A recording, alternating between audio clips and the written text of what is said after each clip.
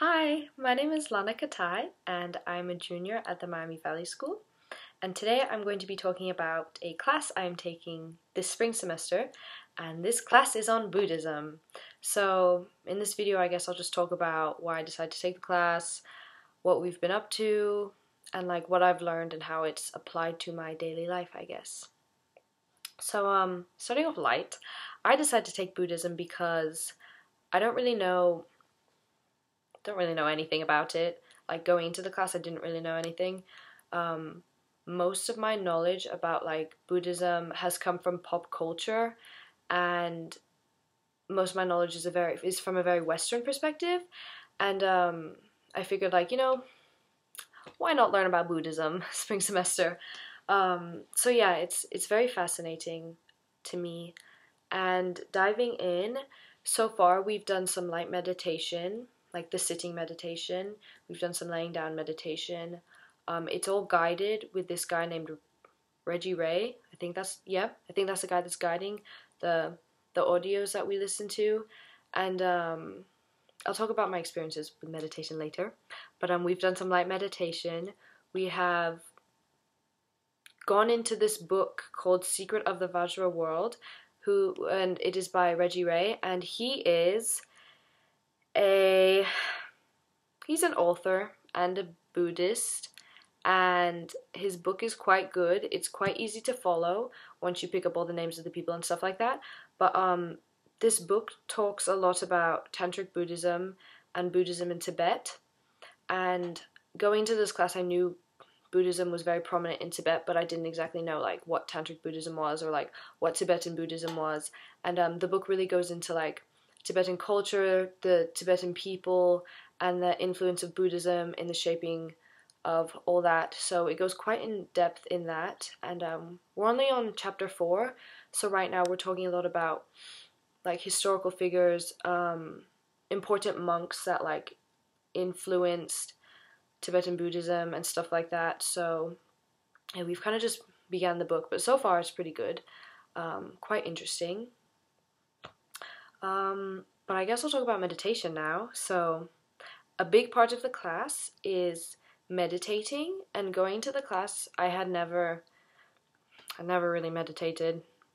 I didn't know what it involved. I knew meditating put you in a state of like relaxation and like stuff like that. But when I thought of meditating, I thought it would be easy and I'd just sit there and become calm. But it actually involves a lot of work and a lot of conscious effort to get into that state. And in the class, we talk a lot about awareness, bringing awareness to different parts of our bodies. And during meditation, I've been trying really hard to centralize my awareness of my body and stuff like that to really get in the zone. It's been a really good experience so far. It's been something unlike anything I've ever done. So I really look forward to meditating because once I'm done, I feel like calm and fresh, and it's just, I'd like to do that more and really like get in touch with myself while doing it. Because it takes, like, most people probably don't assume that meditation takes a lot of effort in just sitting there, but it's like a sport because you're sitting there and you're supposed to be so aware and hold the position, and it's quite painful actually, just sitting on the ground on your butt if you're not used to it. But what our teacher always says is to focus on the pain because you'll gain something from it. And I don't think I've reached that point yet because I'm too busy thinking about the pain to think about what's coming from the pain, and to like focus on it. But as the class goes on, I really hope to focus on the pain and gain something from it. What else have we talked about? Oh, we talk a lot about our egos, and we've watched a lot of videos from this like master monk named Chogyam Trungpa, and he was basically this really awesome Tibetan monk. Tibetan Buddhist. Yes, Tibetan Buddhist. And we have watched a lot of videos about him and like his ideology and like what his students know and all that. And our teacher talks a lot about ego and how people in general just have these perceptions of themselves that prevent them from seeing things for how they actually are. And I really related to this because, like, I guess when I think about it, I guess I have an ego of myself. I have this perception of myself and how situations should be, and I get really clouded up in that sometimes, and I don't really look at things for what they actually are. So, it's kind of off topic. For a good portion of the class, I thought that I wasn't getting what everyone was talking about, what the book was talking about, what meditation was about, and all that. But then it really hit me when I was just like functioning day to day life. And I kind of had a mini crisis, and then I thought, oh, wait, we talked about this in Buddhism. Like, this is actually applicable. Like, my ego prevents me a lot of the time from seeing things for how they actually are, and I end up freaking out about things that I shouldn't be freaking out about. And if I had just taken a moment to like see the situation for what it actually was, then I wouldn't be having this crisis because my ego is preventing me from seeing what's right in front of me. So yeah, that's something that I've definitely thought about in the past week or so, is ego, perception of things for how they actually are. And it's really made me think, like, when reacting to certain situations, I just keep that in mind. And it makes me wonder, if everyone thought about their ego, how much differently people would function.